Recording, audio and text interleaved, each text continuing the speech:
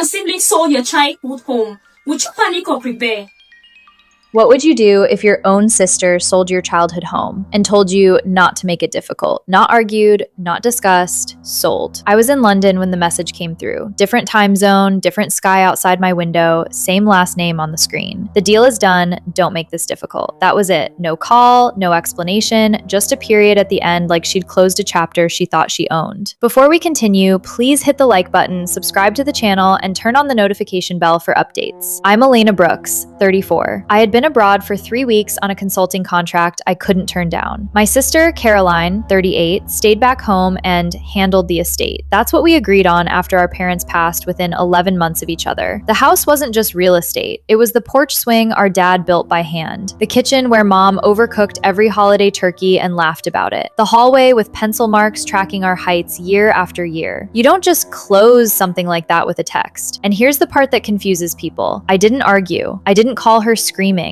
I didn't threaten anything. I replied with one word. Okay, why would I say that? Why would I sound calm when my entire childhood had just been transferred to a stranger? Because Caroline thought the sale was the first move. It wasn't. Months before I boarded that flight, something about her urgency felt off. The way she kept saying, we should move fast. The way she brushed off questions about appraisals. The way she insisted probate was simple. Simple is a dangerous word. So before I left, I signed something too. Quietly, strategically, just in case. Caroline believed distance meant disengagement. She had no idea paperwork travels faster than planes. And what I had already filed doesn't shout, it waits.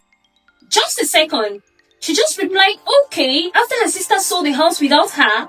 That's either surrender or strategy. Why stay calm unless something's already in motion?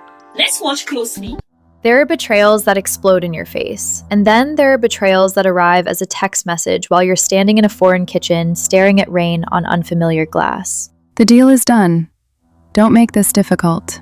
I read it twice, then a third time. $420,000. That's what she sold it for. A house in a rising neighborhood. A house with land. A house fully paid off. Market's hot, she'd said weeks earlier. We'd be stupid to wait, would we? Or would someone else benefit from not waiting? Caroline handled the probate paperwork because I trusted her. Limited power of attorney, clear boundaries. At least, that's what I believed. She reassured me everything required both our signatures. She reassured me there was transparency. But the timeline didn't add up. The listing went live and sold within days. No competitive bidding, no open house photos sent to me, no call asking for final approval, just sold. And then I noticed something else. The buyer's last name felt familiar, not close friend familiar, more like Thanksgiving table adjacent familiar. A cousin of her husband's business partner, someone within orbit. Coincidence? Maybe. But here's a question for you. If you were selling your childhood home, wouldn't you fight for every dollar? Wouldn't you at least negotiate? The sale price sat just under recent neighborhood comps. Not dramatically low, just enough to avoid attention, just enough to look reasonable. Reasonable is another dangerous word. I zoomed in on the closing date she casually mentioned later in a follow-up text. It had already passed. Funds distributed. Celebratory dinner posted on her social media. Smiling photo. Wine glasses raised. Caption, new beginnings. New beginnings for who? She assumed I'd panic, that I'd accuse, that I'd threaten lawsuits across time zones. Instead, I replied calmly, okay. Because the moment she hit send on that message, something else had already been set in motion. Caroline thought probate gave her control. She forgot there's more than one way to protect a property, and what I had filed before leaving the country was designed specifically for moments like this. But she wouldn't realize that until the registry tried to process the transfer, and that's when the real problem began.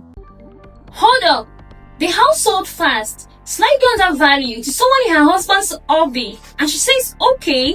Either she's completely checked out or she plans for this. So when is she already secure? Most people think inheritance is automatic. It isn't. It's paperwork, layers of it. Signatures, notices, waiting periods, legal definitions most families never read until they're already grieving. Caroline assumed I didn't understand that. Months before I left for London, I noticed something subtle. She kept pushing urgency. The market's perfect right now. Holding it is costing us. We don't need to complicate this. Complicate. There it is again. That word that really means don't look too closely. Around the same time, I learned something else. Caroline and her husband had refinanced their own home. Variable rate, tight margins. She joked once about being house poor. Was she joking? Or was our parents' house her liquidity plan? So I did something she didn't expect. I scheduled a consultation with an estate attorney. Quietly. No family group chat, no drama. And here's what I learned. Probate doesn't automatically grant one sibling unlimited authority, even with limited power of attorney, especially not when the property is jointly inherited. So I filed a formal objection to unilateral sale authority. Not a lawsuit, not yet, just a recorded restriction stating that any transfer required documented consent from both beneficiaries. Simple, clean, protective. I didn't tell her. Should I have? Maybe, but sometimes telling someone you're securing your rights is the fastest way to escalate conflict. I wasn't escalating, I was insulating. Here's the part Caroline didn't anticipate. Restrictions don't shout. They sit quietly in public record, waiting for a trigger. When she moved forward with the sale using older documents, assuming distance equaled silence, she believed paperwork was just a formality. Contract signed, buyer celebrated, funds allocated, but the moment the title transfer hit the registry for final processing, the system cross-referenced everything. And that's when the restriction surfaced. Automatic flag, transfer pending, authorization mismatch. Do you know what happens when you sell something you don't have full authority to sell? The money doesn't settle. The lender gets nervous. The buyer's attorney starts asking questions. And Caroline received her first call from the buyer's legal team. What is this recorded restriction on title? That's when she texted me again. This time, there were no periods, no confidence, just one question. What did you file? But that wasn't even the most powerful document in place, because the restriction was only layer 1, and the second layer activates when someone tries to override it. Oh, the registry flagged the transfer. The lender froze funds, and she still thinks it's just a technical issue? No, that's not random. So what exactly did she file that triggers automatically? Paperwork doesn't argue. It doesn't yell. It doesn't accuse. It doesn't slam doors. It simply activates. Caroline found that out the hard way. The buyer's attorney called her first. Confused, professional. There appears to be a recorded caveat attached to the property.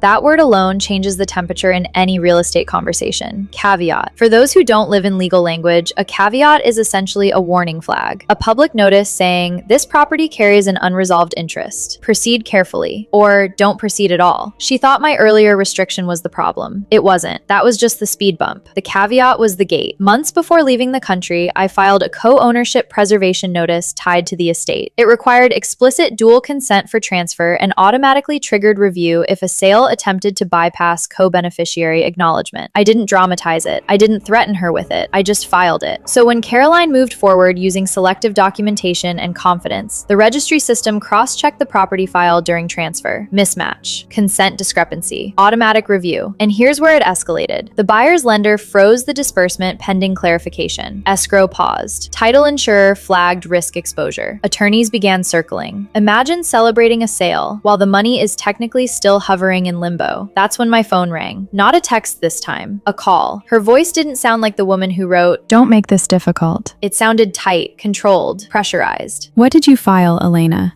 I kept my tone even. Protection. She exhaled sharply. You're sabotaging this. Number 1, I wasn't sabotaging anything. I was ensuring that any transfer reflected both heirs. That's not revenge. That's compliance. Here's the irony. If she had simply waited, if she had called me, if she had asked for joint approval like we agreed, none of this would have triggered. But she gambled on speed, and paperwork punishes speed. What she didn't realize yet was that the caveat didn't just pause the transfer. It automatically notified probate compliance review due to estate status inconsistencies, which meant this wasn't just about a blocked sale anymore. It was about scrutiny, and scrutiny changes everything. Because once compliance departments start looking, they don't stop at one document. The first official letter didn't come to me. It went to her. Certified. Signature required. Probate compliance review notice. That's when the temperature truly shifted. Up until then, Caroline still believed this was a sibling dispute, a technical hiccup, something that could be smoothed over. But compliance reviews don't smooth. They audit. The caveat had triggered a deeper look into the estate file, specifically the authority under which the sale had been executed. The registry flagged the unilateral transfer attempt. The lender flagged risk, and because estate assets were involved, probate administration flagged documentation consistency. That's when the third layer activated. Before leaving the country, I hadn't just filed a restriction and a caveat. I filed a conditional notice of dispute with the estate court, not accusing her of fraud, not alleging criminal conduct, simply stating that any material asset disposition required joint certification and independent acknowledgement. Most people never file that. Most people trust family, but I had watched Caroline's urgency grow sharper by the week. Watched how quickly she pivoted when I asked for appraisals. Watched how she reframed questions as inconvenience. So I insulated. And the moment the sale attempted to bypass that structure, the conditional notice escalated the file automatically into review status. Translation: the house wasn't just paused. The transaction was being examined. Funds in escrow. Buyer spooked. Title insurer nervous. And suddenly, the cousin-in-law buyer wasn't celebrating anymore. His attorney advised withdrawal unless the title cleared cleanly. It didn't. Caroline called me again. No confidence this time. No clipped authority. What do you want?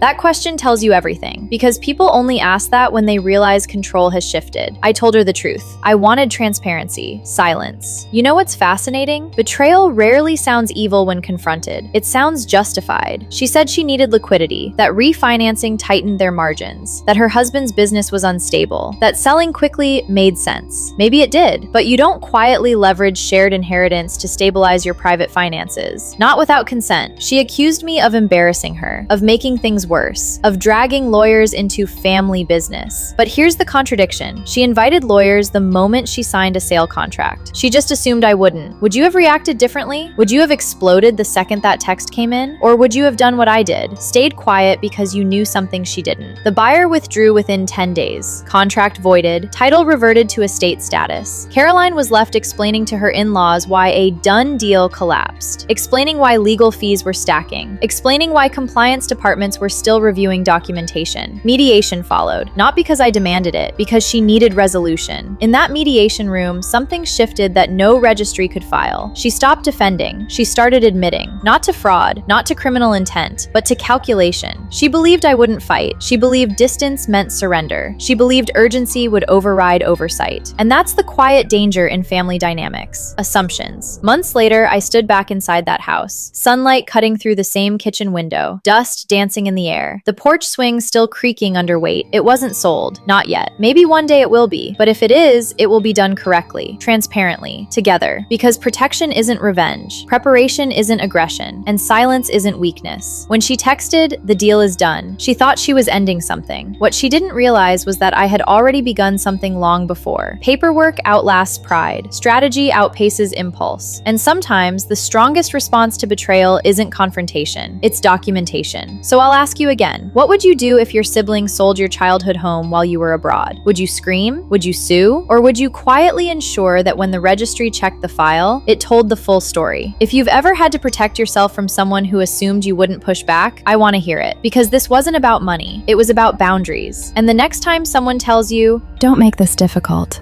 remember this: difficulty isn't created by the person who protects their rights. It's created by the one who assumes they can bypass them. And by the time Caroline realized what I had filed, it was already too late.